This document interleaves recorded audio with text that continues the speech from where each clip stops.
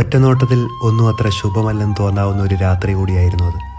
കൊട്ടിയടയ്ക്കപ്പെട്ട സത്രങ്ങളുടെ വാതിലുകൾക്ക് മുന്നിലൂടെ നിറവയറുമായി മറിയവും നെടുവീർപ്പോടെ യൗസേപ്പിതാവും നടന്നു. ഒരു കൈക്കുഞ്ഞിനെ പോലും ഭയന്ന ഹെറോദോസിന്റെ വാൾമുനയിൽ ആയിരങ്ങൾ അരിഞ്ഞു വീഴ്ത്തപ്പെട്ടു. ആ രാവിൽ തന്നെ നിസ്സഹായതയുടെ ഭാണ്ഡവും പേറി യൗസേപ്പും മറിയവും ഈജിപ്തിലേക്ക് പലായനം ചെയ്തു. പക്ഷേ ഇവയൊന്നും ഇങ്ങനെയല്ല വായിച്ചെടുക്കേണ്ടത്.